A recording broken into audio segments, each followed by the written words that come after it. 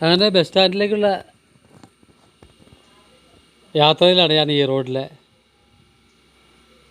പോകുന്ന വഴി.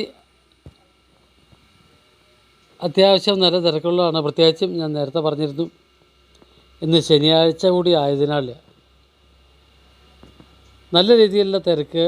പ്രത്യേകിച്ചും നമ്മൾ തമിഴ്നാട്ടിലൊക്കെ ചെല്ലുമ്പോൾ ശനിയാഴ്ച അവരുടെ റോഡുകളിൽ ഒരു നല്ല തിരക്ക് ഇപ്പോൾ കാണാറുണ്ട്. പ്രത്യേകിച്ചും ചന്ത ദിവസങ്ങൾ ഒക്കെ നോക്കിയായിരിക്കും ഒരു പക്ഷേ ജനം പുറത്തേക്ക് ഇറങ്ങുന്നത്. അതുകൊണ്ടായിരിക്കും ഇത്രയേറെ ഒരു തിരക്ക് റോഡിൽ കാണപ്പെടുന്നത്. അപ്പോൾ ഞാൻ കുറേ പോയിട്ടും ഈ ബസ് സ്റ്റാൻഡ് കണ്ടില്ല. ഞാൻ അവിടെയുള്ളൊരു അണ്ണനോട് ചോദിച്ചു, അണ്ണാ ബസ് സ്റ്റാൻഡ് എവിടെയാണെന്ന് ചോദിച്ചപ്പോൾ നേരെ മുമ്പിൽ ആ കാണുന്ന ഒരു നിർമ്മിതി റോഡിൽ, എനിക്ക് തോന്നുന്നു അത് ക്രോസിങ് ഉള്ള സ്ഥലമാണ്. അപ്പോൾ അണ്ണൻ പറഞ്ഞു തന്നു അവിടെ റൈറ്റ് തിരിഞ്ഞാൽ മതിയെന്ന്. അതനുസരിച്ച് ഞാൻ നേരെ ബസ് സ്റ്റാൻഡിലേക്ക് എത്തി. ബസ് സ്റ്റാൻഡിൻ്റെ കാഴ്ചകളാണ്. ഇത് ചെറുതൊന്നുമല്ല, വളരെ വലിയ ബസ് സ്റ്റാൻഡാണ്. എത്ര ടെർമിനലാണ് അന്ന് നോക്കുക, എത്ര പ്ലാറ്റ്ഫോമുകളാണ് ആ ബസ് സ്റ്റാൻഡെന്ന് നോക്കുക. ഏകദേശം 8-10ഓളം പ്ലാറ്റ്ഫോമുകളുണ്ട്. ഈ ആദ്യം കാണുന്നതും നമ്മൾ കയറുന്ന വഴി തന്നെ കാണുന്നത് ആണ് കോയമ്പത്തൂർക്കുള്ള ബസ്സുകൾ കിടക്കുന്ന സ്ഥലം. ഞാനേതായാലും അവിടെ ബസ് സ്റ്റാൻഡിൻ്റെ അകത്തേക്ക് കയറിയപ്പോഴത്തേക്കും ഒരു ചെറിയ പെട്ടിക്കടയിൽ നിന്ന് ചായ കുടിക്കുന്നവരായിരിക്കും എന്നെ കൈകാട്ടി വിളിക്കുന്നുണ്ടായിരുന്നു. ഏതായാലും ഞാൻ ബസ് സ്റ്റാൻഡിൻ്റെ അതിൽ കൂടെ നടന്ന് ബസ് സ്റ്റാൻഡിൻ്റെ പുറകുവശത്തെ കാഴ്ചകൾ ഇതൊക്കെയാണ്. കൃത്യമായിട്ട് ഉള്ള നിർമ്മാണം, പ്രത്യേകിച്ചും സർക്കാർ ബസ്സുകൾക്കും പ്രൈവറ്റ് ബസ്സുകൾക്കും ഒക്കെ വളരെ പ്രത്യേകം ആയിട്ടുള്ള പ്ലാറ്റ്ഫോമുകളും, അതായത് ഓരോ സ്ഥലത്തേക്ക് പോകുന്നു. ഈ റോഡിനെ സംബന്ധിച്ചിടത്തോളം തമിഴ്നാടിൻ്റെ എല്ലാ ഭാഗങ്ങളിലേക്കുമുള്ള ബസ്സുകളുണ്ടാവാൻ സാധ്യതയുള്ള ഒരു സ്ഥലമാണ്. അതുകൊണ്ട് തന്നെ ഏകദേശം ഒരു 8-10 പ്ലാറ്റ്ഫോമുകൾ ഈ ബസ് സ്റ്റാൻഡിലുണ്ട്. അപ്പോൾ ഞാനത് ഇടയ്ക്ക് ഇതൊക്കെ ഓരോന്ന് എണ്ണിക്കൊണ്ട് ഇങ്ങനെ നടന്ന് കുറച്ചങ്ങോട്ട് ഫ്രണ്ടിലേക്ക് വന്നപ്പോഴത്തേക്കും വീണ്ടും, അപ്പോൾ ഇനി ഞാൻ ഉദ്ദേശിക്കുന്നത് ഗോപിച്ചെട്ടിപ്പാളയത്തേക്ക് പോകുന്നതിനായിട്ടാണ്. അപ്പോൾ ഗോപിച്ചെട്ടിപ്പാളയത്തേക്കുള്ള ബസ്സുകൾ അന്വേഷിച്ച് നടക്കുന്ന വഴിക്ക് ഒരു പ്ലാറ്റ്ഫോമിലെത്തിയപ്പോൾ അവിടെ കാണുന്നത് എന്നെഴുതിയ സത്യമംഗലത്തിലുള്ള ബസ്സുകളാണ്. ഇതിൽ കാര്യം വേറെ ഒന്നുമല്ല, ഈ റോഡിൽ നിന്ന് ഗോപിച്ചെട്ടിപ്പാളയം വഴിയാണ്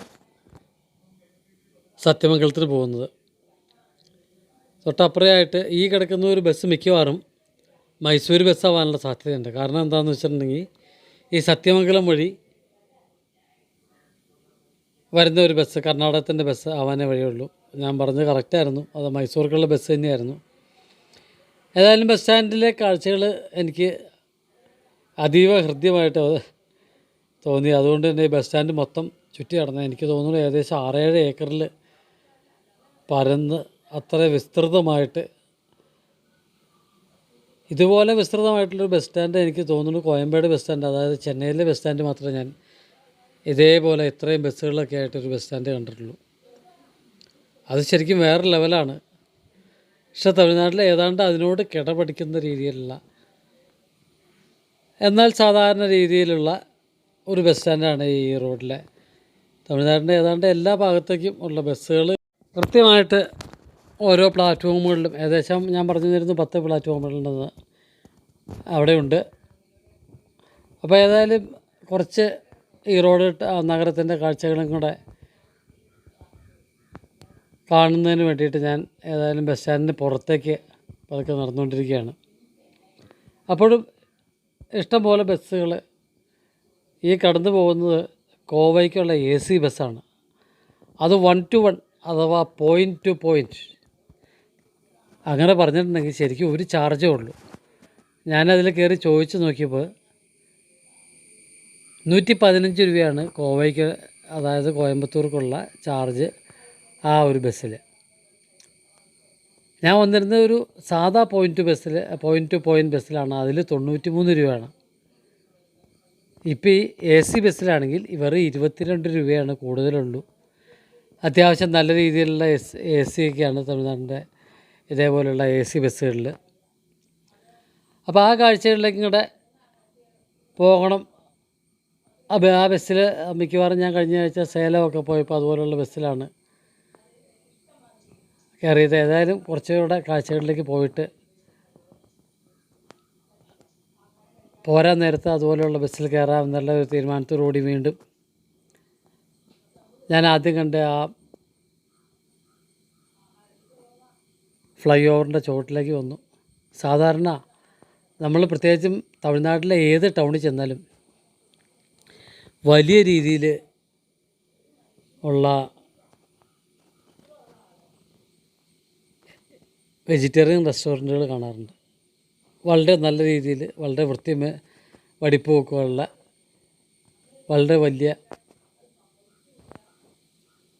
എ സി ഒക്കെ ഉള്ള വെജിറ്റേറിയൻ റെസ്റ്റോറൻറ്റുകൾ. പക്ഷെ നമ്മൾ ഈ റോഡിൽ ഞാനിപ്പോൾ ഈ നടക്കുന്ന ഭാഗത്തൊന്നും ശരിക്കും ഒരു വെജിറ്റേറിയൻ റെസ്റ്റോറൻറ്റ് പോലും കാണുന്നില്ല എന്നുള്ള. കുറച്ച് മുമ്പ് ഞാൻ കടന്നു പോന്നപ്പോൾ ആ വഴിയിൽ രാജ എന്ന് പറഞ്ഞാൽ വലിയ കുഴപ്പമില്ലാത്തൊരു ഹോട്ടലാണെന്ന് തോന്നുന്നു.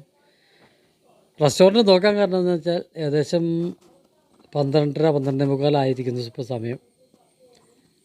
കാലത്തെ ഒരു 7:45 2 ദോശ തന്നതാണ്. അപ്പോൾ നല്ല വിശപ്പായിട്ടുണ്ട്.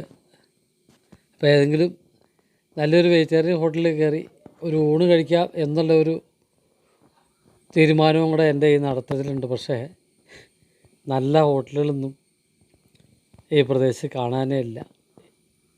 ചിലപ്പോൾ ഒരുപക്ഷെ ഹോട്ടലുകളൊക്കെ ടൗണിൻ്റെ വേറൊരു വശത്തായിരിക്കാം അധികം ഹോട്ടലുകളൊക്കെ ഉള്ളത്. ഏതായാലും നമ്മൾ ഈ ഫ്ലൈ ഓവറിൻ്റെ സൈഡിലേക്ക് വരുമ്പോൾ എനിക്ക് തോന്നുന്നു ഇതിപ്പോൾ